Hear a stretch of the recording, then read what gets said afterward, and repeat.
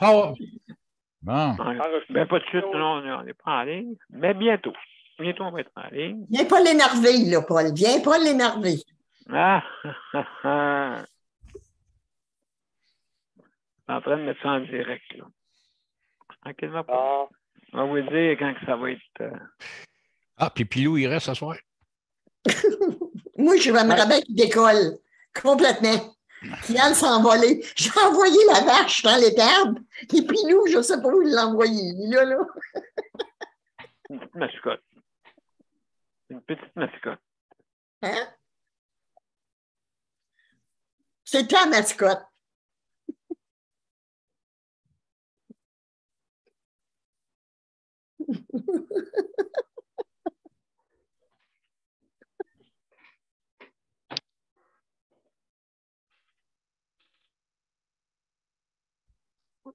Okay. Alors, mes chers amis, ça ne sera pas long.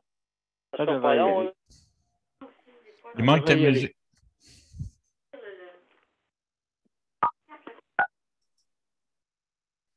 Ça vient de nous dire que tu es live. Alors, bonsoir, mesdames et messieurs. Bienvenue à Justice de santé, notre 720e émission. Et Luc, juste dira quand on va être en ligne. Pas long.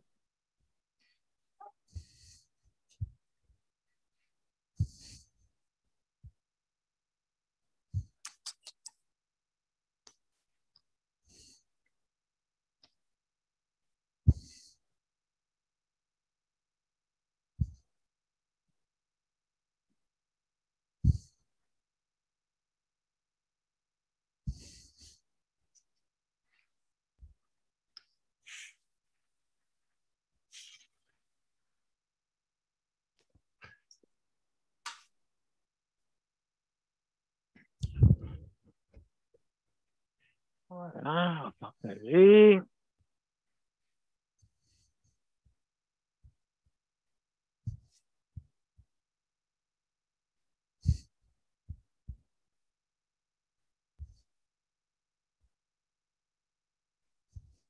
Oui, M. B, juste à dire qu'elle était en ligne des deux bords. Bon, excellent. Excellent. Merci beaucoup. Alors, bonsoir tout le monde et bienvenue à Justice de santé, notre 720e émission ce soir. Alors, ce soir, bien sûr, on a des invités. On a, comme vous avez pu le constater, la COFAN qui est avec nous ce soir, le regroupement avec le président. On parle de Paul Lupien. Bonjour, bonjour Paul, comment ça va? Ça va très bien, Daniel. Puis à soir, je vous ai fait un petit cadeau. J'ai demandé à mon directeur général de venir pour vous parler puis que vous puissiez faire la connaissance. Alors, André Prévost, qui est notre nouveau directeur général cette année à la COFAM. Et un de ses dossiers préférés, d'ailleurs, Daniel, tu vas aimer ça. Il adore la santé. C'est son petit dada du côté de la santé. Ah, excellent, excellent. Donc, André, oui. Comment ça va? Ça va bien. Puis vous, comment ça va? Bien, bienvenue dans notre émission de justice de santé. Ce soir, c'est notre 720e émission. Puis justement, ce soir, on va parler, ce soir, c'est sujet libre. Et puis, avec la gang que tu peux voir là, en ce moment, va te présenter. Il y a Nicole. Nicole, elle représente le CPM dans la région d'Abitibi-Témiscamingue. Salut Nicole, bienvenue. Nicole, es-tu là? Oui, mais vous me dites de fermer mon micro, ça fait que je le ferme. Ah, c'est bon. Bonsoir, André. Bonsoir. Bienvenue. Luc, lui, c'est notre chronométreur, justement, de l'émission. Et salut mon cher Luc, ça va bien? Oui, ça va très bien, ça va très bien. Bon, ben, excellent, excellent. Donc, aussi, il y a Geneviève, notre co-animatrice. Salut, Geneviève. Bienvenue. C'est elle qui s'occupe justement de la bienvenue de tout le monde, l'entrée de tout le monde. Donc, elle qui s'occupe un peu de tout ça. Alors, salut, Geneviève. Et on a Daniel aussi, également, qui est là, un collaborateur. Salut, Daniel. Bienvenue. Alors, mesdames et messieurs, justement, on va commencer avant. On va mettre l'intro, puis après ça, je vous reviens. Ça vous va? On va aller te rejoindre sur Zoom, Daniel. Excellent. Excellent. Donc, OK, à tout de suite, monsieur. Oups, j'ai oublié de faire de quoi avant de très, très important.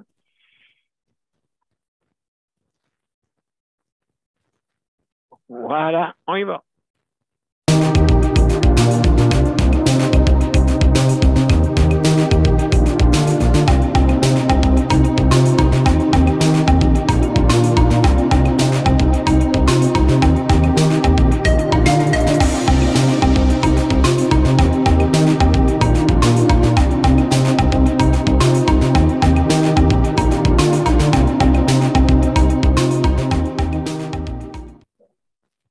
Alors, bonsoir, mesdames et messieurs, et bienvenue à Justice de santé. Alors, ce soir, c'est notre 720e émission. Et comme vous savez, c'est le sujet libre à tous les vendredis. Et ce soir, on a des invités.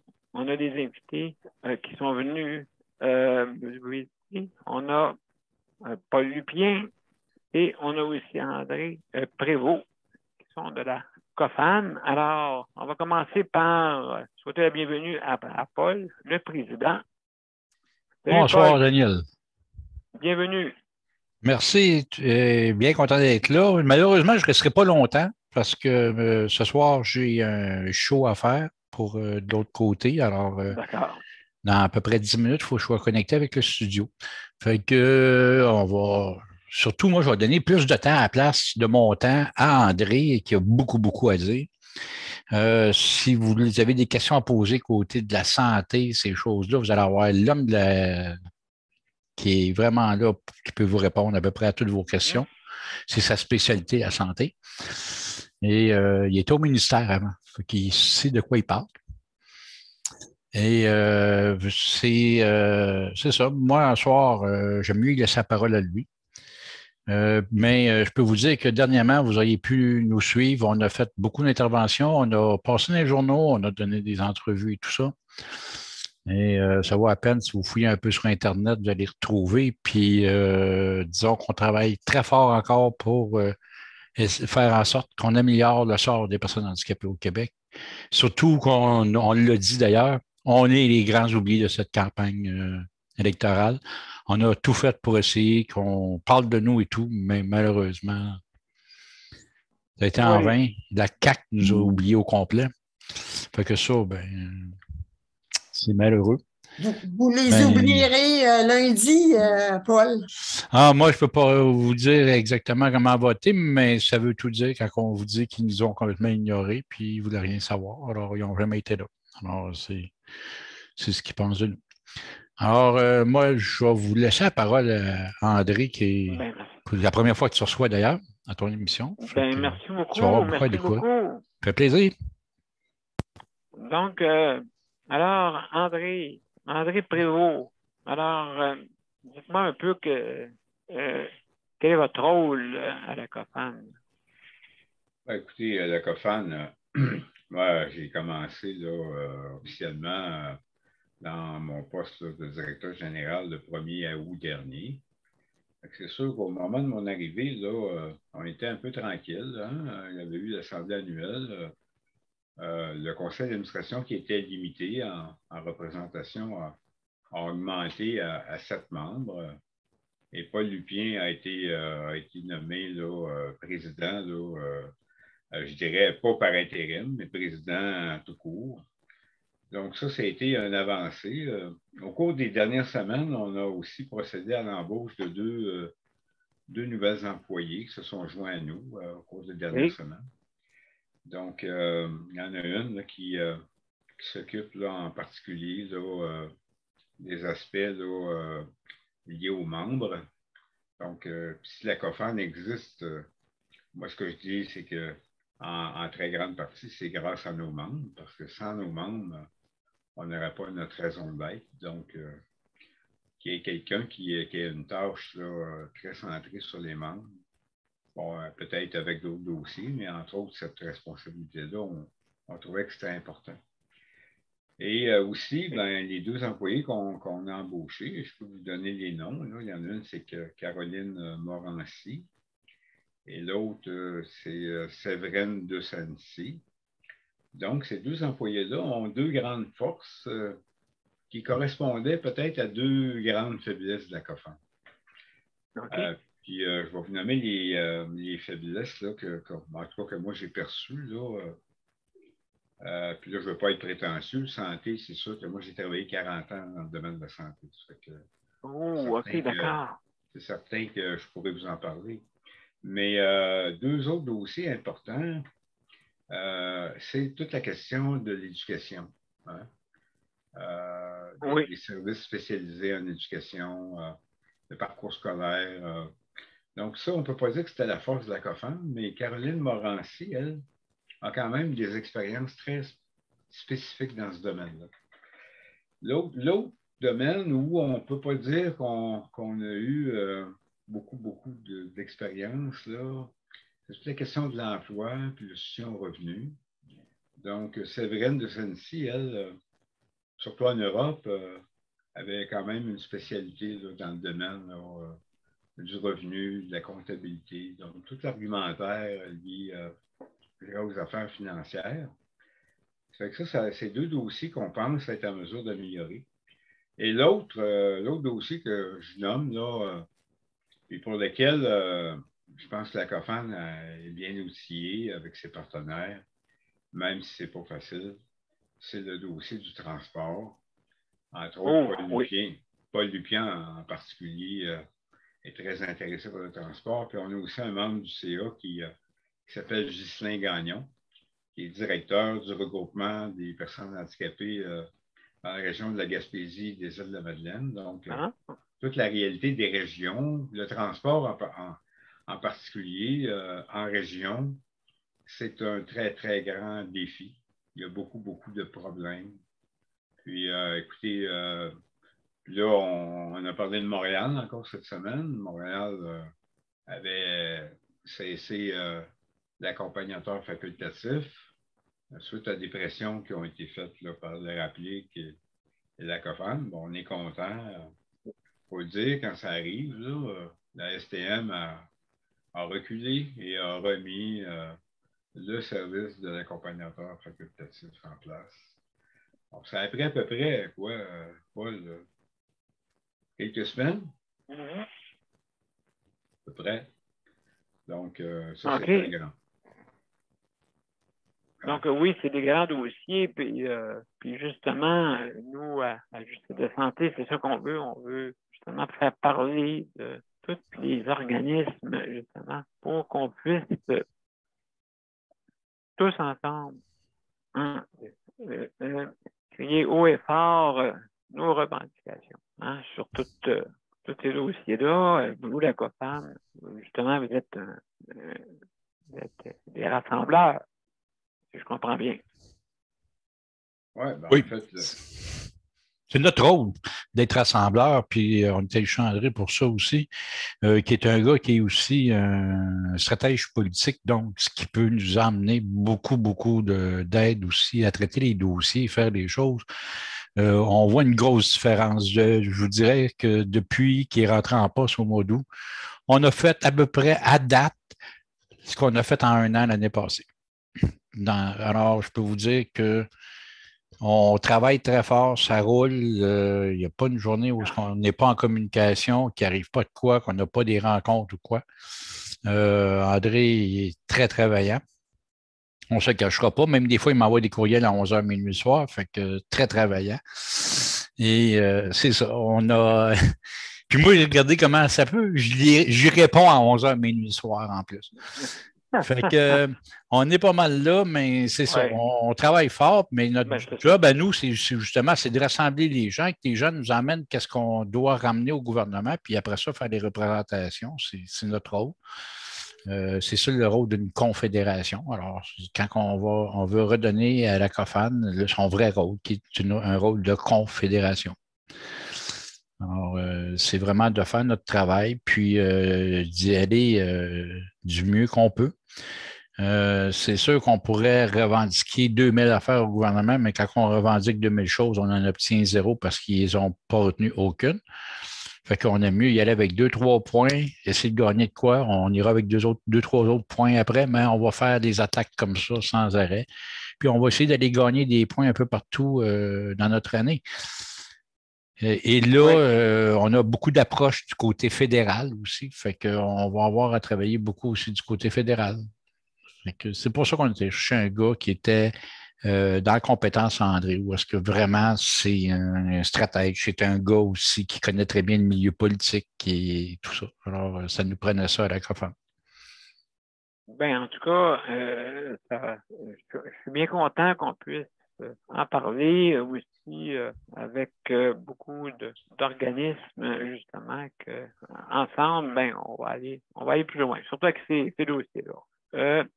Qu'est-ce que je vais faire? C'est que je dois commencer mon intro pour justement arriver à inviter des gens qui veulent venir se joindre à nous. Donc, et moi, je vous dis bonsoir. Oui. À la prochaine. Bonsoir, merci beaucoup. Hein. Merci, Paul. Bye. Salut, mon rocker. Ouais. Salut. Alors, donc, André, ça ne sera pas long. On va revenir et puis juste pour inviter les gens. Donc, si jamais vous voulez vous joindre à Justice de santé, alors c'est bien simple. Vous allez sur les profils de Justice de santé ou Daniel Pilote et puis vous allez dans événements. Dans les événements et vous ouvrez l'événement, bien sûr, et c'est marqué accéder au lien. Donc, à ce moment-là, par Zoom, bien sûr, si vous ne l'avez pas, le système va vous demander de l'installer et c'est gratuit. Par contre, si jamais vous avez des problèmes avec votre accès Internet, aussi également, si vous avez des problèmes avec votre ordinateur, tablette ou mobile, vous pouvez venir par téléphone. Donc, c'est bien simple. C'est le 438-809-7790. Également, vous avez ceux qui viennent en ligne, vous avez 5 minutes pour donner votre opinion. D'accord? Et Luc, lui, c'est lui qui s'occupe du chronométrage. Alors, vous avez 5 minutes, à peu près. Écoutez, on n'est pas à cheval sur les principes, là, quand même. Mais environ 5 minutes. C'est sûr que ceux qui sont sur les médias sociaux, vous ne pouvez pas voir des petits signes qui est inclus quand vous êtes sur Zoom. D'accord? Donc, une petite flèche que vous ne voyez pas. Mais nous, quand vous êtes panéliste, automatiquement, vous pouvez les voir. D'accord? Également, si jamais vous mangez, fumez ou vous disparaissez de l'écran, quoi que ce soit, c'est mieux d'arrêter votre vidéo. D'accord? Pour justement que ça puisse, parce que des fois, on peut être dérangé aussi également. Donc, aussi également, attention à ce que vous dites, parce qu'on est dans le direct. D'accord? Donc, essayez autant que possible de pas. On veut être, comme on dit, correct dans nos propos. Et puis, c'est important de dire les choses, mais comme souvent, c'est par la bonne manière qu'on peut exister longtemps. Hein? C'est sûr qu'on peut dire des choses qui peuvent arriver. Ouais, c'est possible. Mais on n'est pas responsable. Le ministère de la Santé n'est pas responsable de vos propos. D'accord? Alors, mesdames et messieurs, donc, on va commencer. On a notre invité, André, qui nous a expliqué un peu ce qui se passe avec la COPAN. Donc, André, écoute, c'est des interventions à faire, OK, pour justement aider au dossier.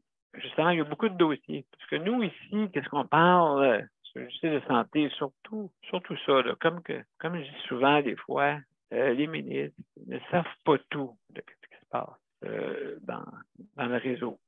Et puis, moi, les 22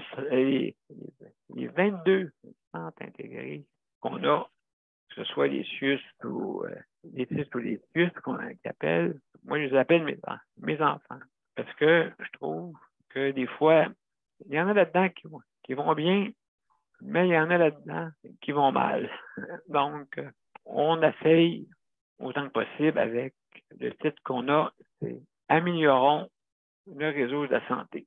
Parce que je pense que notre réseau est un petit peu, lui-même est malade. Donc, très difficile d'essayer de guérir quelqu'un quand il est malade. Donc, c'est ça qu'on voit ça de même. Et puis, malheureusement, des fois, beaucoup de gouvernements est passé, puis n'étaient pas au courant de ce qui se passe vraiment. Où ils sont, ils font du déni, je ne sais pas, mais des fois, habituellement, c'est sûr et certain que les mandataires, les sont intégrés, eux autres, des fois, ils ne veulent pas trop dire de choses. Des fois, ça peut arriver à cause que peut-être ça pourrait mettre en danger leur emploi aussi. Donc, on parle de tout ça. On a des thèmes particuliers aussi. Donc, on a justement, on parle d'hébergement le lundi, le mardi, c'est le soutien à domicile. Le mercredi, on parle de santé mentale, hein? Très, très important. C'est quelque chose qu'en ce moment, comme on peut voir dans les médias, on en parle beaucoup. Et le jeudi, sans oublier les proches aidants. Et le vendredi, on parle justement de sujets libres, mais qui correspondent à des thèmes pour le réseau, pour améliorer notre réseau de la santé. Donc, on touche à tout, hein, de la cuisine aussi, parce qu'il ne faut pas oublier que c'est important, la cuisine. On en a parlé, je pense, plusieurs fois là-dessus. Donc, on va faire le tour un peu de nos panels, de notre panel. Et puis, justement, tu peux intervenir, André, sans problème pour, justement, si tu as ou si vous avez des questions, mes chers panélistes, André, il est là pour nous aider. Il fait partie d'ACOFAS. Donc, il va pouvoir nous aider avec sa connaissance, avec ses connaissances plutôt. Donc, on va commencer par le commencement, Geneviève. Geneviève, salut. Allô? Bienvenue. Désolée, je suis en train de faire à souper en même temps. Oui, c'est ça. Donc, oui, toi, tu es proche aidante, surtout, hein? Oui, mais je suis en général, je suis plus employé chèque emploi-service de Luc, justement, puis d'un autre monsieur dans le même immeuble. Fait que j'ai pas vraiment le choix si je vais avoir le nombre d'heures que je veux. Fait que c'est ça. Je suis obligé d'en avoir deux pour pouvoir arriver, parce que sinon, j'arriverai pas. Non, ben oui, absolument, on le comprend. Et juste une question avec André, vous autres, sur le chèque emploi-service que vous avez. Est-ce que vous êtes impliqué beaucoup dans ce domaine-là, dans le chèque emploi-service présentement? Actuellement, je dirais non. Par contre, là, nos comités, on a commencé à démarrer les comités là, que je nommais tantôt. Là, pour chacun des thèmes, il y aura un comité. Il y a un comité qui va démarrer dans les prochaines semaines en santé et services sociaux, mais santé et services sociaux, là, écoutez, là-dedans, il y a peut-être 25 à 50 dossiers. Là. Puis le chèque emploi-service, c'est une composante, dans le fond, du soutien à domicile. C'est un sous-dossier, là. En tout cas, bref, je ne dis pas que ce n'est pas important. Mais moi, je vais vous dire un peu, puis il faut dire que quand je vous dis que j'ai fait une carrière de 40 ans dans le réseau de santé, j'ai été un peu partout, Agrément Canada, Conseil québécois d'agrément, j'ai été directeur d'hôpital, j'ai été au ministère de la Santé, j'ai été directeur d'une agence de santé, d'ailleurs, j'ai été un peu partout. Puis, écoutez, ce que j'ai essayé de mettre de l'avant, avec un succès très mitigé, c'est l'idée qu'on a un réseau de santé qui est très fragmenté, qui a des modalités, qui a beaucoup d'attentes. Vous savez que les listes d'attente, dans le fond, c'est une forme de rationnement. Hein? Alors, dans le système public, les listes d'attente, ça sert à rationner les services. Il n'y a personne qui dit ça nulle part, là, mais ça, c'est okay, oui. C'est une réalité. Puis, mais ce que moi, je n'arrive pas à comprendre, puis je pourrais vous parler de ma mère qui est décédée il y a 2 ans, qui était en RPA, elle est décédée à l'âge de 96 ans, elle a quand même vécu une belle vie, mais tu sais, elle était en RPA, puis elle avait ce qu'on appelle un ISO-SMAF là, d'à peu près 12 ou 13. Là. Écoutez, là, la terminologie des ISO-SMAF, là, pour ceux qui... En fait, c'est une façon d'identifier les besoins par rapport au niveau d'autonomie qui varie de 0 à 14. Là. Bon, puis en CHSLD, ben, normalement, on a les profils 10, 11 jusqu'à 14. En ressources intermédiaires, on va avoir des profils de 7 à 10. Puis des fois, en RPA, ben, on va avoir des profils en bas de 7, mais de façon générale. Mais comme ma mère, qui n'avait pas de place ni en CHSLD, ni en RI, ben, était dans sa RPA à gros prix avec un ISO-SMAF de 12 ou 13. Ce que je suis en train de vous dire, c'est que c'est complètement inéquitable. Puis ce que je vous dis là, ben, en tout cas, puis là, on parle même pas des maisons des aînés là, qui vont coûter à peu près 1 million la porte. Puis là, ça pose la question de l'équité. Puis l'équité, puis là, moi, je parle non seulement des personnes en situation de handicap, mais aussi plus globalement des personnes en perte d'autonomie. Puis là, ben, quelque part, ce qui est difficile à comprendre, c'est comment ça se fait qu'il va y avoir des gens qui vont avoir tel salaire en CHSLD, un autre salaire, des fois proche du salaire minimum en RPA puis en RI. Puis après ça, vous avez le chèque emploi-service qui fait un employé d'une personne en situation parfois de vulnérabilité. Puis là, je pourrais continuer. On va vous demander une formation de 1000 heures en CHSLD. On vous en demande une 280 heures en RPA.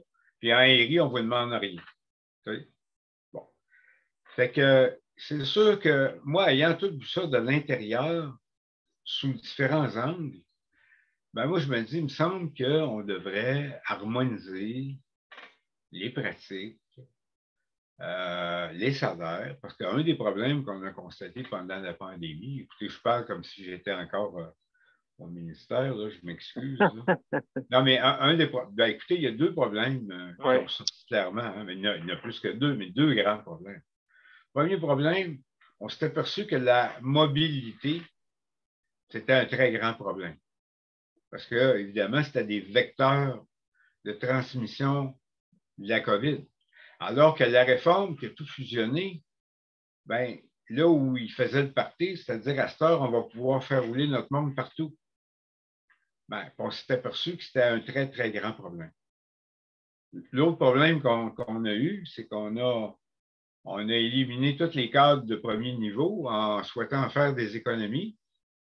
On s'est rendu compte qu'il n'y avait plus personne pour gérer localement. Puis dans certains milieux, on n'était même pas capable de s'acheter une poubelle pendant la pandémie. Parce que là, il fallait appeler la direction des approvisionnements et de la logistique, des fois qui était à 120 km, puis qui était fermée à 4h30 l'après-midi. Bon.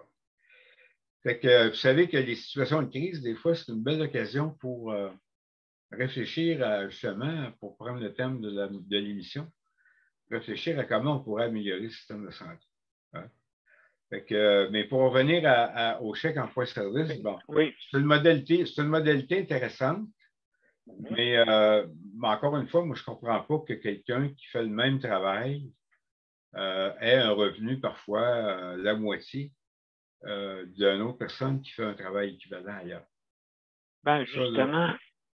Ça, à quelque part, il va falloir un jour adresser ça sérieusement, puis avoir quelque chose qui est beaucoup plus stable pour les personnes qui font le travail, oui, mais aussi pour les organisations qui offrent les services et surtout pour les clients, les utilisateurs. Oui, André, justement, Geneviève, elle s'occupe de 2 personnes. Et puis, c'est ça, c'est inéquitable. Ils n'ont pas d'avantage, rien, hein, Geneviève? Aucun avantage social, aucun avantage social, aucune assurance collective. Oui, c'est ça. On a une paie de vacances, c'est à peu près tout. Mais vous savez, moi, une chose que je fais, là, je n'ai pas parlé beaucoup, mais moi, j'enseigne aussi un peu, là, au moins maintenant, mais moi, j'enseigne justement au cadre d'un exercice puis en relève en santé et services sociaux. On fait le tour un peu de ce qu'on peut faire pour améliorer notre système de santé. Dans le fond, on fait un peu la même chose. Là. Vous et moi. Puis quand on compare le Canada aux pays de l'OCDE, je parle des pays développés. Là. Bon. On est un des pays dans le monde les moins bons en soins à domicile. Bon. Ah bon? Bon. Puis maintenant, quand on regarde le Québec dans le Canada, on est à peu près la moins bonne province du Canada. Eh mon Dieu, OK, moi je comprends. Fait que, en résumé, là, on est dans les moins bons des moins bons. Bon. Fait que, écoutez, on ne peut pas être pire qu'on est. Bon. Fait que, étant donné qu'on ne peut pas être pire, on peut juste s'améliorer. Puis, moi, je pense qu'on est rendu, là, puis c'est un peu paradoxal, les maisons des aînés. Je ne sais pas comment ça va finir, là, mais écoutez, 1 million la porte, là, puis en plus, là, n'oubliez pas que ma mère n'avait même pas de place en CHSLD. Là. Fait que là, ma mère, là, si elle était encore vivante, là, elle aurait peut-être 0. Puis pendant ce temps-là, il y en a qui vont avoir une place qui va coûter 1 million. Je ne sais pas comment on va se démêler dans ça. Je ne sais pas comment. Ça peut faire de la chicane aussi, d'un point de vue social. Là. Oui, quand il y a beaucoup d'iniquité, il y en a qui ferment les yeux, c'est correct. Là. Mais à un moment donné, ça pourrait créer des problèmes sociaux. Donc, peut-être qu'on est peut-être mieux d'avoir des affaires un peu moins chromées, mais peut-être d'avoir une meilleure accessibilité. Parce qu'entre rien avoir et avoir un top, peut-être que dans le milieu, là, il y aurait de quoi avoir. Puis les soins à domicile, ben, moi, je pense que comme les meilleurs pays dans le monde, là, on devrait vraiment, puis encore plus pour les personnes en situation de handicap, parce que les personnes en situation de handicap, ce qui les caractérise par rapport aux autres utilisateurs de l'hébergement et des soins à domicile, c'est que ce sont des personnes qui ont ce qu'on appelle dans le jargon un potentiel résiduel d'activité, de participation citoyenne. Là, je fais allusion aux personnes en CHSLD. Vous savez que 80% des personnes en CHSLD, c'est des personnes qui ont des grandes pertes cognitives. Là. Bon. Alors, il y a beaucoup de personnes handicapées pour qui ce n'est pas un rêve que d'aller en CHSLD ni en maison des aînés. Donc, encore plus pour les personnes en situation de handicap, d'être capable de rester le plus longtemps possible à domicile, dans son milieu de vie. Ça, bien nécessairement, il faut être dans un pays qui a des bons services de soutien à domicile pour faire ça. Oui, des bonnes ressources, absolument. Ben oui. Absolument. Ben oui. Absolument. Oui. Absolument. Ça. Donc, André? je ne sais pas si j'ai répondu à Geneviève, mais c'est un grand détour pour arriver à ça. Donc, il faut améliorer tout ça. Moi, je pense que. Mais ça ne se fera pas ce soir, hein? Ça prend du temps, hein? Ouais. Oui, ça va prendre du temps. Alors, Geneviève, est-ce que tu avais une autre intervention ou Non. Bon, parfait. On va aller à une petite pause, d'accord? Et on vous revient tout de suite donc, avec nos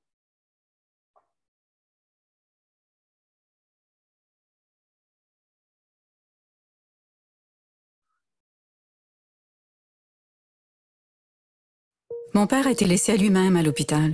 Il est tombé, puis il s'est cassé la hanche. Pas de bain pendant 2 semaines.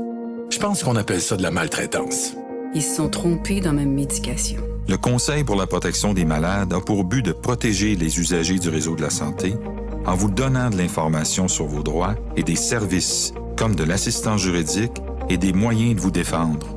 Le Conseil pour la protection des malades. Consultez-nous. Vous pouvez même devenir membre. de retour, mesdames et messieurs, à Justice de santé.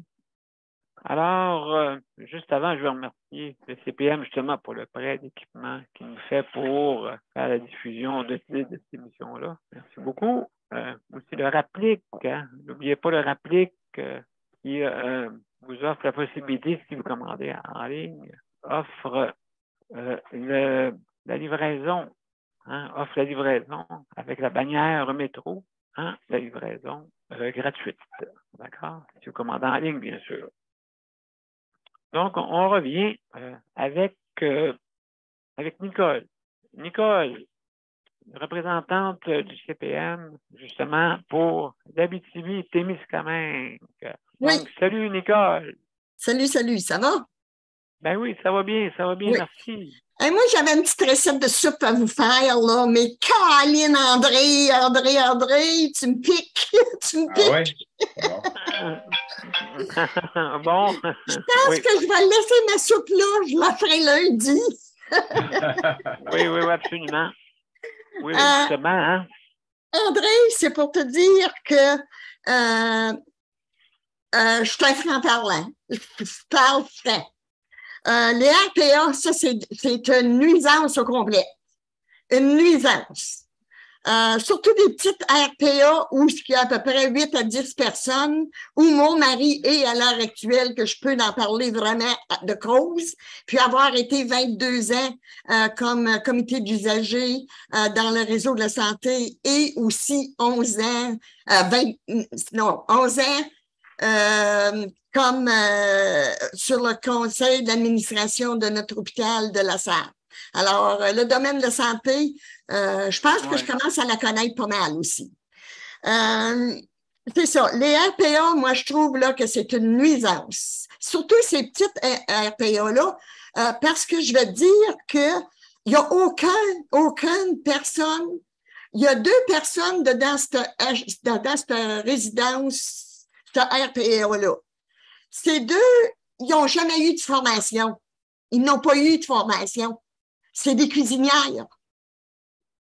Puis après ça, tu as la madame qui veille sur eux autres pendant qu'ils dorment. Tu as ces 3-là qui prend soin de 10 personnes. OK, tu vas dire, si ce serait 2 personnes qui auraient eu une bonne formation, comment agir avec les familles, comment agir avec le résident.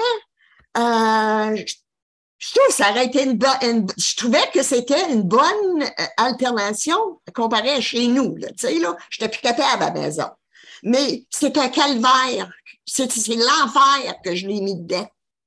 C'est dans l'enfer. Lui, il aime ça, c'est sûr, parce que la bouffe est bonne. Il adore ça parce que la bouffe est bonne. Puis je me dis, tant qu'il il se plaindra pas, mais il peut pas, il a l'Alzheimer, il est aveugle, puis il est sourd. Ça fait comment veux-tu qu'il se plaigne, hein? J'étais rendu, j'y faisais manger même du brocoli,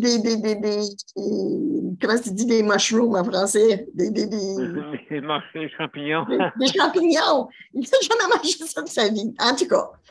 Puis, ça met un sujet. Puis, l'autre, c'est me dire, franchement, le Québec, je le mets pas en dernier, moi. Du tout, du tout. Va voir les soins à domicile qu'ils ont en Ontario, puis me te dire, ça fait pitié. Ça fait pitié. Oui. C'est pas possible. Nous autres, on est traités comme de l'or à comparer à eux. On a des services, en tout cas, je parle de ma région, puis les services que mon mari a eus chez moi. On a les services comme jamais qu'il y aurait en Ontario. Jamais, jamais. Les services là-bas, ils sont vraiment là pourris. Tandis que... Ah oui?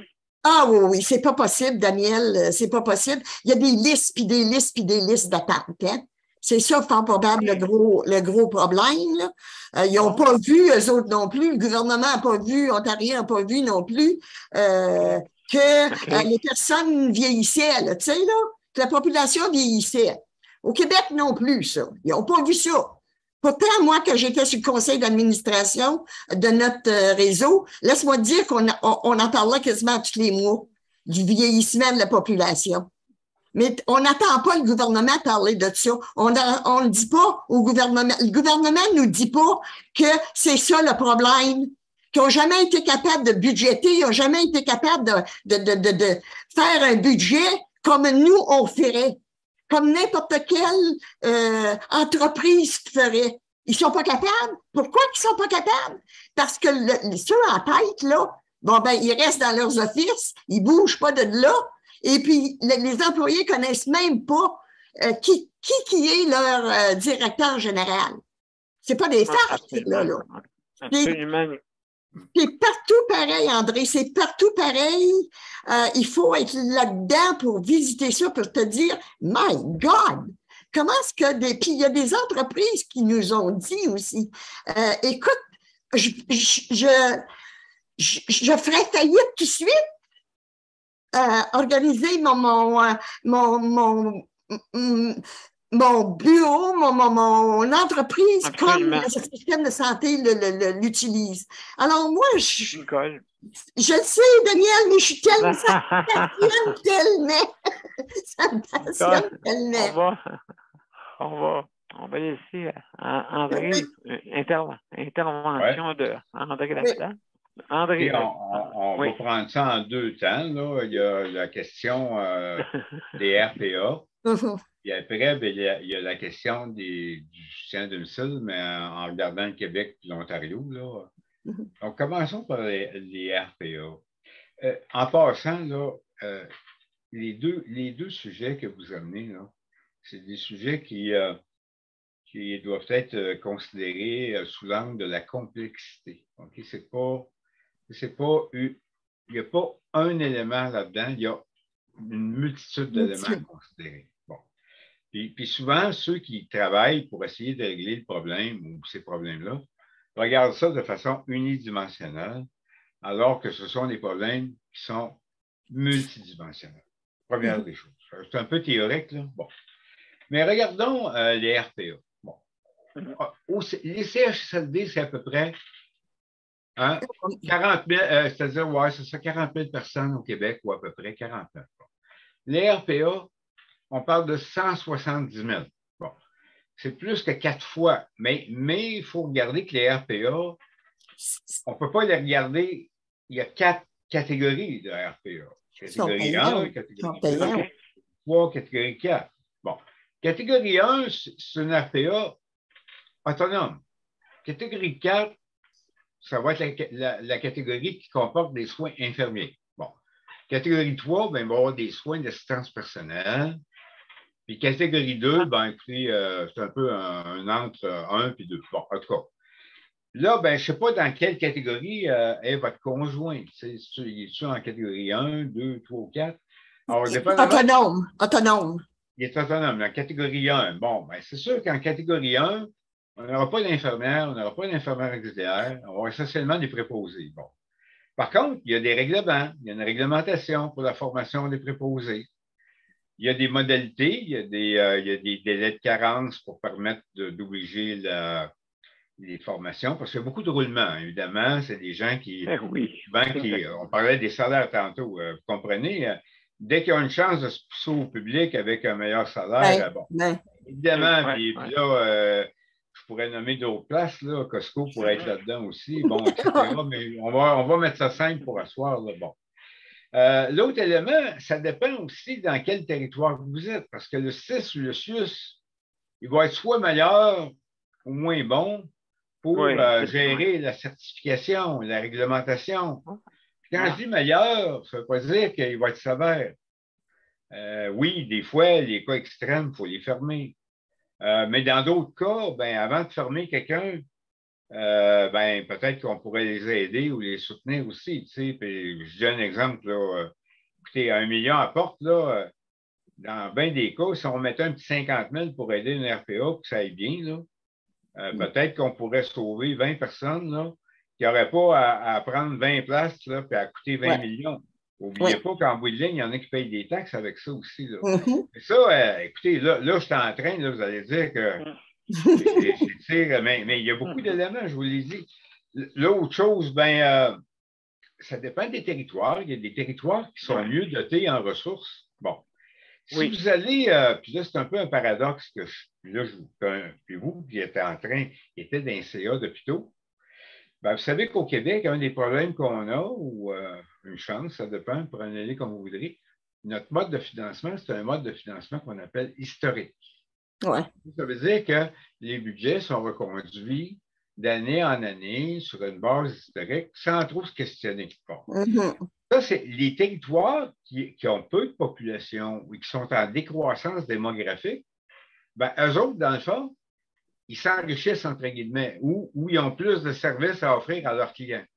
Mais les territoires qui se connaissent une croissance démographique, je vais en nommer, là, entre autres, toute la ceinture de Montréal, ce qu'on appelle la Montérégie, puis Laval, il y a beaucoup de population en croissance, ben là, la pression fait en sorte qu'on crée du rationnement, on crée des listes d'attente, on crée de la non-qualité, parce que la demande est là, mais le budget, il n'augmente pas, entre guillemets. Bon. Exact. Ça, évidemment, si vous êtes dans un territoire où il n'y a pas ou très peu de place en maison des aînés ou en CHSLD ou en RI, ben, vos RPA vont être très sollicités, même si c'est aux frais des personnes, alors qu'ailleurs, ça pourrait être l'inverse. Fait qu'écoutez, vous allez dire que je me sens bien compliqué. Puis il y a un autre facteur super important, c'est toute la question du soutien qui va être offert par le CIS ou le SUS. Là. Moi, je connais des RPA. Ils sont laissés. Mais il y en a qui roulent sur l'or. Ils sont subventionnés, ils ont des places en RI, ils ont même des contrats qu'on appelle des articles 108 de la loi. L'argent rentre, bon, ils essayent de contrôler le coût, ils offrent des fois des services plus ou moins bons. Mais je connais d'autres RPA qui ont des clientèles quand même assez lourdes, puis qui n'ont aucune subvention, ils n'ont aucune aide. Là. Puis là, à un moment donné, eux autres, il faut qu'ils essayent au moins d'équilibrer leur budget, autrement, ils s'en vont en faillite, là, puis dans la rue. Exact. Là. Bon, moi, je parlais à une le matin, là, elle m'appelait, là, puis là, je disais, écoute, je n'avais pas le temps bien de l'aider, mais tu sais, c'est des réalités que ces gens-là vivent, là. Fait que, dans le fond, puis l'autre affaire aussi, les exploitants. Quand je dis les exploitants, là, c'est le même qu'on les appelle, là, ceux qui possèdent les RPA, bien, tu sais, bon, écoutez, moi, mettons que je suis propriétaire de RPA. J'ai un 30 places. Bon. J'ai une madame qui commence à avoir des problèmes cognitifs. Bon. Elle commence à être à risque d'errance. Bon. Normalement, si dans mon offre de service, c'est pas écrit que j'accepte ces personnes à risque d'errance et que je ne suis pas équipé pour, normalement, je devrais faire un avis au CIS pour relocaliser la madame. Bon. Mais ils ne le font pas. Ben, c'est ça, c'est sûr qu'écoutez, si la madame vous laisse 3 000 $ par mois, c'est ça. Ben, il y en a qui ont un petit pincement au cœur d'envoyer quelqu'un qui a 3 000 $ par mois. C'est en plein, ça. Mais là, je ne veux pas accuser personne. Bon. Non, mais c'est ça. Oui, puis à l'autre bout, il n'y a pas juste eux autres. À l'autre bout, il y a le 6 aussi, là. Lui, des fois, il n'y en a pas de place, là. Puis des fois, il va faire ça de même en disant, écoute, on va attendre le plus possible, là, on tire l'élastique. Bon, écoutez, ça, là, il y en a qui diraient c'est le jeu du chat et de la souris. Bon. Oh, terrible. Mais écoutez, là, tout ce que je viens de vous dire, là, puis là, ça a l'air de rien, là. Ouais. Mais on vient de nommer probablement 15-20 composantes, là, pour apprécier le sujet que vous avez introduit, là, Nicole. Puis, on ne peut pas régler un cas en. Non, c'est sûr. Non, mais c'est en général. C'est en général. Ça nous donne une idée quand même de tout ce qui peut être explicable derrière ces phénomènes-là. On le sait, hein? On le sait, ça. On le sait tout de suite, c'est l'argent. C'est ça. L'argent puis les capacités. L'argent que le RPA, les propriétaires de la RPA ont, puis l'argent que le réseau sauve. Oui, mais il y a un autre point que je voudrais vous dire, par contre, là. Moi, j'aime ça défendre les RPA un peu pareil. Oh, là, on s'entend. Parle-en à un autre qui... non, mais on s'entend. On est d'accord. Moi, les grandes RPA, là, qui possèdent des groupes américains ou les jardins du patrimoine dans notre région. Ça, moi, je n'ai pas de pitié pour eux autres. Bon. Par contre, les petites RPA qu'on retrouve dans nos communautés locales, ben, écoutez, n'oubliez pas que l'église est fermée bien souvent. La caisse populaire est fermée. Même le poste à gaz est en train de fermer. Les dépanneurs ferment. Un coup que la RPA ferme, là, on va vous dire, il reste quoi, là? Ben oui, mais c'est des êtres humains qui sont là-dedans, là. Non, je suis d'accord, mais ce que je veux dire, c'est que si on pouvait les aider, puis l'autre réalité, puis juste pour faire réfléchir, là, je suis au courant de ça, là. Le gouvernement avait promis, il y a 4 ans, d'ouvrir 2700 places en maison des aînés.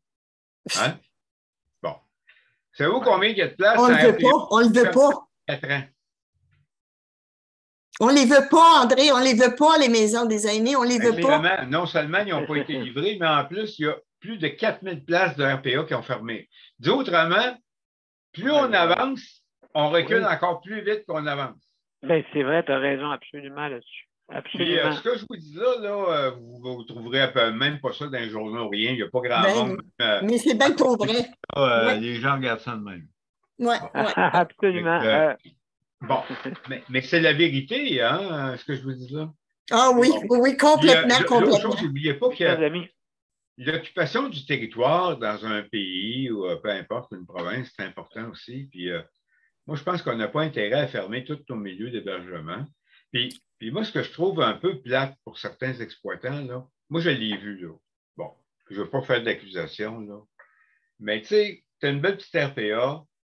Tout d'un coup, le gouvernement va ouvrir une aérée à côté ou une maison des aînés à côté. Là, tout d'un coup, là, la RPA est plus bonne. Là, on va aller jusqu'à la fermer. Alors que quand on n'avait rien, ben là, elle était essentielle. Tu sais. À quelque part, puis là, c'est très déloyal, vous savez, à être concurrencé par le système public quand tu es dans le privé. Ouais. Même quelqu'un qui aurait moyen, là, il pourrait contester par rapport à des lois là, sur la concurrence au plan international. C'est très discutable. Là. Oui, parce que... Chers amis, on va juste faire le tour un peu de nos... on reviendra tantôt, si vous voulez. On va faire le tour de nos panélistes. André, je jaserai avec toi toute la nuit. Ah, bien, écoutez, c'est un sujet inépuisable. Ah oui, absolument. Non. Passionnant, puis des fois décourageant. Mais on va parler après des soins à domicile, du soutien à domicile, je ne sais pas quand. Absolument. Ça, c'est 2 enfants pauvres. 2 enfants pauvres. Est-ce qu'on peut en dire quelques mots, Daniel? Oui, justement.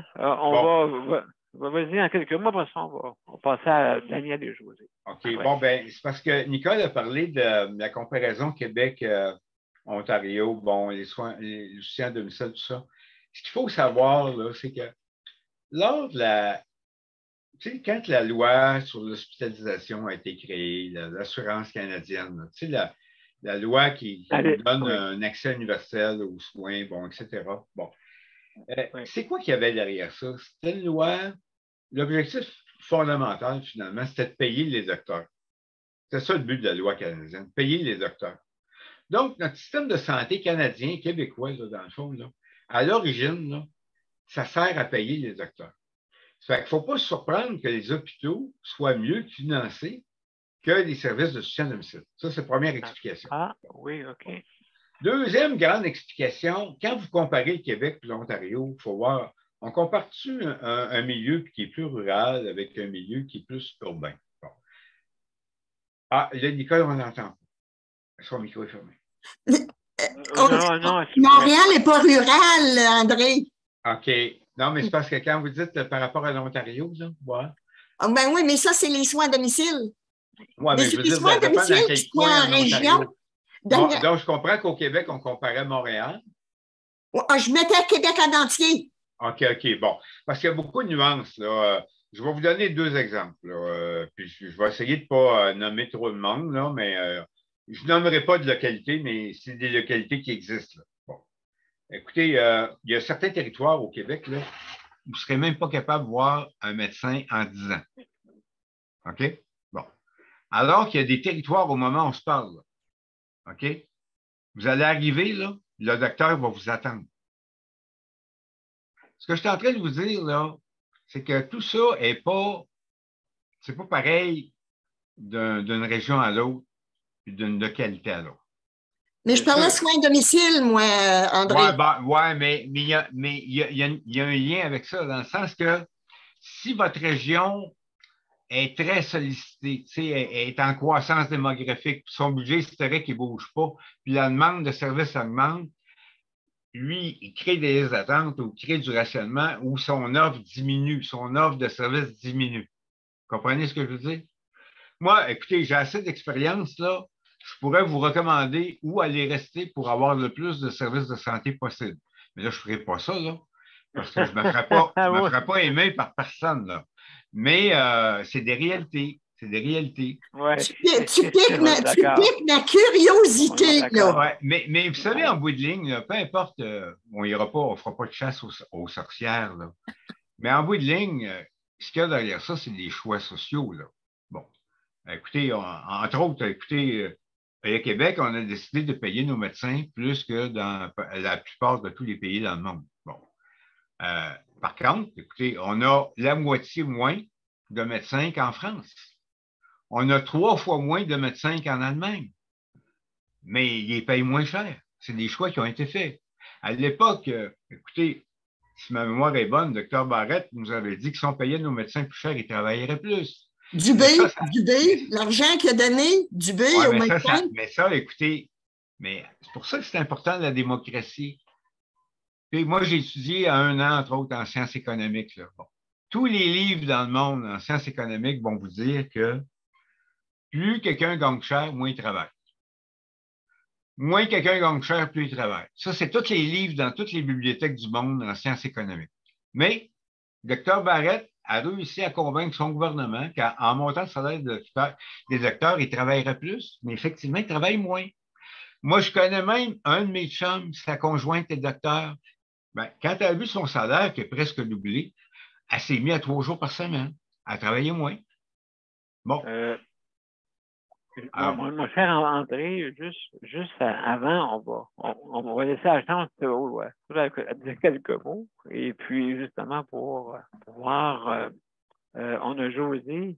Sujet passionnant. Un sujet passionnant, absolument.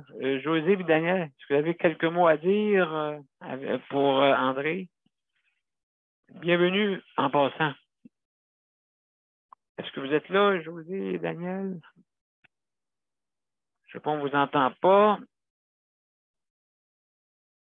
Est-ce que vous êtes là? Vous n'êtes pas là, on va passer à Luc.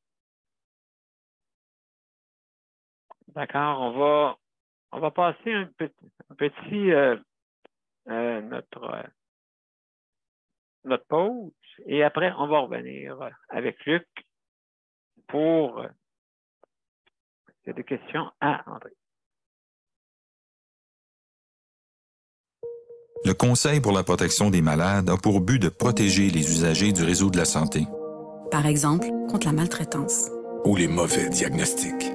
Pour seulement 49,95 $, vous pouvez devenir membre du Conseil pour la protection des malades. Ça me permet d'obtenir de l'information puis des conseils juridiques solides sur mes droits puis sur les recours possibles. Le Conseil pour la protection des malades. On fait équipe avec nos membres. cpm.qc.ca. De retour avec Justice de santé, mesdames et messieurs. Justement, on a Luc avec nous autres. Luc, mon cher Luc, je suis là. quelques mots à André, parce que notre émission va tirer à sa fin bientôt. Oui, je suis là. Ben, moi, je voulais dire pour ce sujet-là, mais je vais... Ça, c'était pas... Oups. José, après, on reviendra avec José.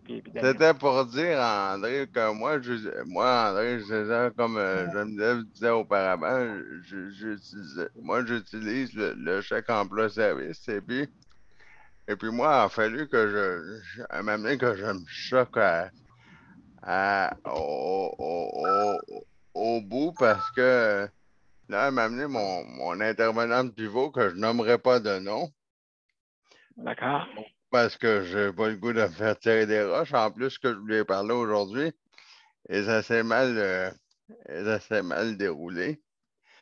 Parce que là, elle m'estimait parce que je voulais monter mes heures de chèque emploi-service. Et puis elle, c'est tout le temps, il faut justifier, puis il faut justifier. Puis j'avais des heures de CLSC mélangées avec tout ça. Puis là, cette année de m'estiner avec elle. Et puis là, elle m'a amené, elle ne veut rien comprendre. Puis là, j'avais appelé, fait des plaintes au commissariat aux plaintes, puis j'avais appelé le protecteur du citoyen. Elle m'a amené, j'ai dit, j'ai tout fait ça, là. Après ça, je me suis tanné.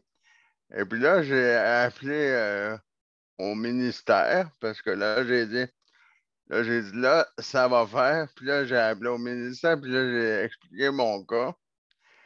Et puis là, ils ont expliqué, là, il faut croire que ça a dû marcher à m'amener, parce que là, c'est drôle, rendu au ministère, quand j'ai expliqué mon cas, ils ont dit, oups, là, ils ont bien vu que les heures avec ce que j'avais, ça ne fonctionnait pas. Avec mon état, puis là, mon intervenant de pouvoir dire, on va te donner ça de même, là, puis ça va être tout.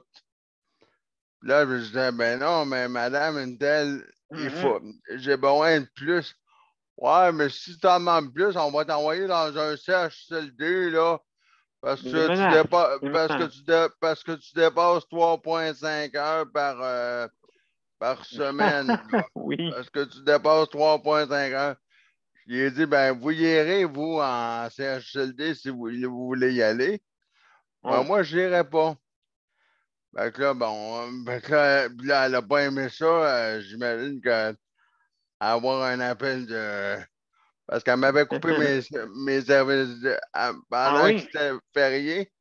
Pendant que c'était férié, elle m'a amené j'ai pas eu mes services de CLSC. Puis là, quand m'a amené, le gouvernement, ils se sont... j'en ai parlé, puis là, m'a amené, ça a viré... je pense qu'ils n'ont pas aimé ça. Puis là, depuis ce temps-là, c'est comme aujourd'hui, il s'est passé d'autres pépins. Puis là, j'en ai parlé de quelque chose, puis elle a dit, mec, ton lit casse, il cassera, puis on le changera. Moi, je lui ai dit, j'ai dit, ma planche de mon lit est un peu fissurée. Il n'est pas cassé, là, mais il cassera. Oui. Je lui ai dit, OK, mais que je me ramasse à terre, il ira me relever. Elle m'a dit, j'ai juste craqué, fait que mets du tape, là, puis ça va être pareil. Elle dit, il est encore bon. J'ai dit, bon, c'est même que vous voyez ça. En tout cas, vous avez une drôle de vision. Je sais qu'ils ont un budget à respecter. Mais je sais bien que j'aimerais pas ça me ramasser à terre. Là. Absolument. Moi, je veux savoir qu'est-ce qu'André en pense de tout ça. Oui, je vais dire en quelques mots rapidement. Oui, bien, écoutez, peut-être trois points. Premièrement, vous savez, il y a un proverbe chinois hein, qui dit on ne met de l'huile que sur les roues qui crient. Hein. Donc, donc, ça, vous avez mis de l'huile sur. Hein, ils ont mis de l'huile sur. C'est vous qui avez crié un peu au ministère, entre guillemets. Là, bon. Mais l'autre réalité, puis vous l'avez pratiquement dit, c'est que quand on regarde ça d'un point de vue provincial, quand un établissement utilise tout son budget de chèque emploi-service, il fait du rationnement. Donc, il va couper ou il va diminuer les heures. Parce qu'on va voir que pour un même besoin, deux personnes différentes de deux CIUS différents vont avoir un nombre d'heures différent. Ça dépend du budget qui est disponible. Puis là, n'oubliez pas que, paradoxalement, puis je ne ferai pas le procès des CIS et des CIUS, là, mais il y a eu quand même des budgets qui ont été alloués au cours des dernières années en soins à domicile. Mais depuis les fusions, tout ça est comme dans une grande assiette. Là. Puis là, ben, c'est pas toujours le soutien à domicile qui a le plus d'influence quand vient le temps de dépenser de l'argent parce que les coûts en santé physique, là, écoutez, c'est un puits sans fond. Là. Écoutez, tout pourrait aller en santé physique. Là. Juste en médication, en innovation technologique, en salaire, écoutez, c'est incroyable. Donc, il y a des territoires, il y a des établissements qui ont mieux géré ça, qui ont mis l'argent là où il fallait le mettre. Puis il y en a d'autres, peut-être, qui ont laissé ça aller vers d'autres programmes. Bon, ce qui fait que s'il y a moins d'argent dans l'enveloppe chèque emploi-service, ben c'est du rationnement. C'est ce que vous décrivez. Bon. Puis au-delà de ça, ben c'est sûr que si vous avez un mauvais service, ben oui, vous avez le droit de vous plaindre. Puis dans des cas encore plus, si ça devient systémique, là, ben là, il y a peut-être des interventions qui pourraient être faites là, de façon plus globale. Là, Mais les prochaines années, moi, je pense qu'on va devoir collectivement créer une voie beaucoup plus forte pour développer davantage, puis de façon très, très forte, là, le soutien à domicile partout au Québec. Ben, en tout cas, je veux dire, c'est un dossier à suivre. Et puis, merci beaucoup. On va aller à José ou Daniel. Je ne sais pas là, si vous êtes-vous disponible pour dire quelques mots? Oui, on est là. Oui, José, bienvenue. Bienvenue. Salut, bonsoir. Donc, oui, c'est intéressant l'entrevue. Par contre, je n'ai pas pu l'écouter au complet, là. Mais ce que M. Prévost apporte, je pense que il nous donne vraiment là, comme la réalité, là. Tu sais, ce qu'on ne voit pas, ce qui est en arrière des rideaux, là. Il y en a tant pour tel CIUS, il y en a tant. Ah, tiens, moi, je fais partie du CIUS de l'Est. Ça a l'air que le budget, il n'est pas terrible. Il serait moins élevé ou il est encore plus sollicité vu qu'il est dans l'Est. Puis il y a moins d'institutions de santé. Oui, il y a moins d'institutions de santé. Bien, il y a quelques hôpitaux, mais le chemin est plus vers l'ouest, centre-sud. Puis moi, bien, Hôpital Maisonneuve, Santa Cabrini, ça fait partie de l'Est. Oui, exactement. Le CLSC Saint-Michel aussi. C'est très, très sollicité. Fait que c'est pour ça que il faut qu'il fasse un tri. S'il accorde 80 heures à quelqu'un, puis la personne en demanderait 5 autres, mais qu'il y a une personne qui a 0 heure puis qui nécessite à peu près ça 5 heures par semaine, bien, ils vont le donner à cette personne-là. Parce que là, elle est plus en besoin, il n'y a personne qui peut l'aider, elle vit seule.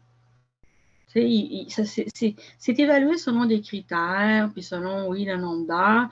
Puis c'est vrai qu'aussi, il faut regarder la réalité ou la limite qui dit que quand, bon, ça fait plus que, je ne sais pas, autour de 90 heures, bien, à un moment donné, il commence à dire, bien là, peut-être que vous nécessitez plus de soins. On va aller jusqu'à combien d'heures, tu sais? On ne peut pas aller à 2000 heures, là. C'est comme, quand, je ne sais pas, elle est où la limite, mais quand la personne atteint ça, là, c'est une proposition de CHSLD. C'est à 186? OK, ben, c'est quand même assez. Ben, que le nouveau que Jonathan Marchand demande pour le 24/7. OK. Mais mettons une personne qui est chez elle, qui a des problèmes, puis des motricités, qui perd son autonomie. Non, mais c'est ça. Si la personne a besoin de 5-6 heures, puis elle les a pas, eux autres, quand ils donnent à quelque part, il faut qu'ils coupent ailleurs. C'est un peu ça. Tu sais? Ils pensent que ça fait le moins mal. Ils vont couper là, ça va faire un peu moins mal.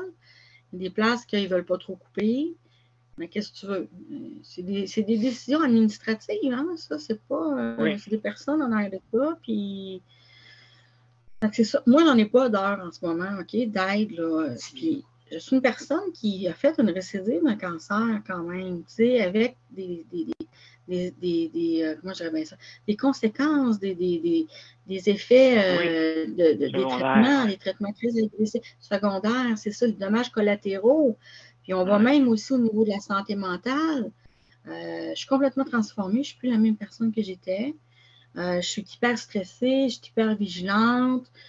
J'ai peur qu'il passe à côté de quelque chose, qu'il n'ait pas vu de quoi.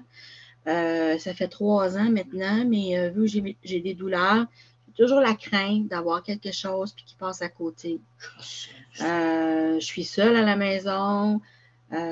Faut que je fasse beaucoup de tâches, tu sais, quotidiennes qui peuvent demander là, pour moi, descendre un sac à vidange, qu'il y a de la litière dedans, des choses comme ça, d'un 3e étage jusqu'en bas, c'est 35 marches.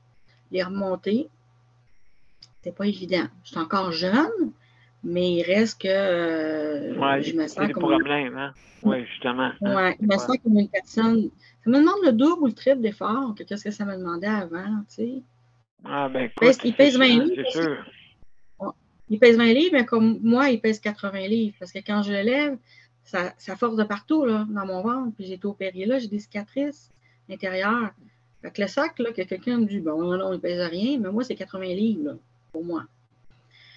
Fait que, non, c'est un peu ça, tu sais, il faut, je pense qu'il ne faut pas lâcher, il faut faire... Absolument, le soutien à domicile, l'avenir, elle est là, le soutien à domicile. On ne peut pas aller en CHSLD, encore bien moins à 45 ans, puis à 50 ans. C'est pas notre place. S'il y a des dirigeants qui nous disent, là, c'est pas un milieu de vie, c'est un milieu de soins. On le dit souvent, puis c'est ça le focus. Tu sais, la personne, c'est notre humain. Ma chère Josée, on va laisser André commenter ton intervention, et puis après ça, on va terminer l'émission. Et Daniel, juste, as-tu quelques mots à dire? Je voulais juste dire, je voulais juste finir une phrase ou deux. Je veux dire qu'il y a une super bonne nouvelle pour ma mère. Elle est rentrée au CHUM jeudi soir. Elle est opérée hier matin. Ça a duré 6 heures l'intervention. Elle était greffée. Pour l'instant, je n'ai pas eu une mauvaise nouvelle. Tout va bien. Aux soins intensifs, elle devrait monter dans une chambre. Elle va récupérer tranquillement. C'est sûr que c'est une grosse chirurgie. C'est une greffe de foie. Hein? C'est le plus gros organe dans notre corps. Puis il faut que. Là, c'est les anti-rejets qu'elle doit prendre pendant toute sa vie. Là. Mais elle avait la volonté de vivre. Cette fois-là, il ne permettait plus. C'était son seul issue. 3 ans d'attente. Et là, elle a eu l'appel hier soir alors que ça n'attendait vraiment pas. Et elle est rentrée. Puis, tout s'est bien passé. Quel âge qu'elle a, Josée? Ben, ma mère, elle est jeune. Elle a 63 ans. C'est jeune. C'est vraiment jeune. Oui, vraiment. Mais oui, Daniel, c'était vraiment jeune. Là, puis son foie était vraiment magané. Ils ont trouvé 3 tumeurs dans les dernières années. Ils ont brûlé. Il était très cicatrisé. C'était rendu une cirrhose du foie. Puis, avec tous les traitements qu'elle a eus, là, il ne pouvait plus rien faire. C'était vraiment une greffe. Là. C'était ça, la solution. Et elle l'a eu. En tout cas, bravo. Et puis, là, maintenant, c'est la récupération. La récupération. Exact. Et puis, juste, on va laisser en on te souhaite, Josée, on souhaite à ta maman des soins à domicile adéquats. Absolument. Et c'est oui, c'est après, hein? Après. Oui, mais elle en a au moins pour 1 mois là, au CHUM. Là. Elle est gardée au moins là pour 1 mois. Là. 1 mois, bon. Ça demande une surveillance. Oui, c'est après, minimum. Là. Oui. Ouais. C'est ça. Alors, merci beaucoup, Josée. Mais cette fois, elle est très, très forte. Un peu comme je suis à son image, je crois. C'est bien la fille. Je pense que oui, vous êtes deux battantes, comme on dit. Comme c'est marqué. C'est bien la mère de la battante. Oui, c'est ça. Absolument. Merci tout le monde. Bonsoir. Merci beaucoup. André, mon cher André. Écoutez, puisque c'est ma dernière intervention, moi, je pense que je vais vous répondre par un sujet, là, que vous attendez pas. Puis des fois, il faudrait avoir l'ambition là, de transformer notre système de santé. Je ne suis pas en train de parler de fusion, là. Mais vous savez qu'on a un des systèmes les plus fragmentés dans le monde. Là. Quand je dis fragmenté, c'est qu'au début, on a eu les CLSC. Les médecins n'ont pas voulu aller là. Ils se sont fait des cliniques privées. Ça ne fonctionnait pas. Ils se sont créés des GMF. Ça ne fonctionnait pas. Ils ont fait des GMF+. Ça ne fonctionnait pas. Ils ont fait des super cliniques. Puis là, le gouvernement est en train de promettre une autre catégorie de cliniques. Alors, c'est comme si on allait à la pêche avec un ver de terre, là. Puis là, on vient de le couper en 20. C'est sûr qu'à un moment donné, on ne pourra plus prendre de poisson, là, à force de le couper, le ver de terre, là. Puis ce que je vous parle, la fragmentation, c'est pas moi qui ai inventé ça. C'est Contandriopoulos père, là, du GIRI, le groupe de recherche interdisciplinaire en santé de l'Université de Montréal, là. Donc, il faudra faire comme des pays comme Israël, puis les Pays-Bas, puis revenir à ce qu'on avait, les CLSC, là, puis que ce soit ouvert 24 heures par jour, 7 jours par semaine, dans toutes les communautés locales du Québec, puis que tout le monde travaille là-dedans, puis que là, on serait capable de dégager des sommes pour avoir des bons soins à domicile avec des équipes là, qui seraient en mesure là, de répondre aux besoins, puis diminuer la bureaucratie. Écoutez, la bureaucratie, juste pour votre information, là, les soins à domicile, là, pour chaque dollar investi, il y a seulement 25 sous qui vont au service direct à la clientèle. Fait qu'il y a 75 sous qui vont ailleurs, ça s'appelle la bureaucratie. Bon, il y a une partie de la bureaucratie qui est nécessaire, là, on s'entend. Ben oui. Au moins, faire des horaires, puis se déplacer, puis tout ça, là. Oui. Mais pas 75 cents dans la pièce, là. Tu sais, il faudrait vraiment s'améliorer par rapport à ça aussi. Bon. Oui, absolument. Je pense j'ai répondu de façon détournée à la question, mais écoutez, si le gouvernement acceptait de regarder les choses de la manière que je vous l'amène, là, ben, au lieu de créer toujours des nouveaux trucs qui coupent le verre encore une fois en petits morceaux, là, parce qu'on ne se retrouve plus à un moment donné. On dépense pour toutes sortes de trucs, complètement un amalgame, une poutine, on s'en perd, alors qu'on devrait mettre massivement nos ressources ensemble, localement, pour les utilisateurs. Absolument. Puis qu'est-ce que je vais dire aussi, la communication, à améliorer avec des choses qui sont vraiment d'une autre époque. Juste en terminant, Daniel, avais-tu quelques mots à dire parce que je veux penser à tout le monde, là. Daniel, est-ce que tu avais une question à poser? Oui, ça va bien, Daniel? Oui, ça va bien. Moi, je trouve qu'ils devraient payer les proches aidants, comme moi, là, que les proches aidants, ils devraient les payer, ce monde-là. Ils payent le monde, autrement dit, oui, ceux qui sont, mais ceux qui n'ont pas, qui font du bénévolat comme moi, là, ceux qui sont proches aidants, là, qui aident la personne, ils devraient être reconnus, ce monde-là. Moi, c'est ça que je pense. Ils devraient être reconnus. On n'est pas reconnus. On n'est pas reconnus. Ben oui, on commence, mais c'est pas comme tu dis, là, reconnu. Fait que, donc, juste pour dire à tous mes chers messieurs. Oui, Nicole, juste vas-y rapidement, puisqu'on est rendu à la fin. On fait ça jusqu'à 10 heures, il ne sera pas longtemps. Non. Pardon? Le micro est fermé à Nicole. Oui, c'est ça. Nicole, ton micro est fermé. Daniel, oui, il y en a de l'aide. À la fin de l'année, je donne ça à Marguerite Blais. Je lui donne pas grand-chose, mais je lui donne ça. Alors, elle est venue à bout de mettre en place l'impôt, un montant d'argent à la fin de l'année que tu as comme proche aidant. Comme moi, Pour un an, j'ai eu quasiment 3 000. Ça fait que ça l'aide, là, tu sais, là. C'est sûr, c'est beaucoup plus que ça en argent qu'on fait, qu'on donne, mais au moins ça l'aide. Tu sais? Mais Ouais, Daniel, il faut le demander. Ben absolument. Mes chers amis, c'est déjà la fin de l'émission. André, merci beaucoup justement pour nous avoir visité et nous éclairer surtout à ce qui se passe présentement avec notre réseau de la santé et puis ainsi de suite. Alors, donc, j'aimerais ça qu'on puisse se revoir encore, hein, que tu viennes nous aider, nous éclairer. Et, oh, mon Dieu, Nicole veut nous donner de la soupe. C'est bon. Alors, merci beaucoup pour ta venue. Maintenant, mesdames et messieurs, on va aller vers la générique. Alors, André, merci. Et au plaisir de te revoir. Plaisir. Donc, il faut absolument qu'il revienne. Absolument, il faut qu'il revienne. Bienvenue. Merci beaucoup.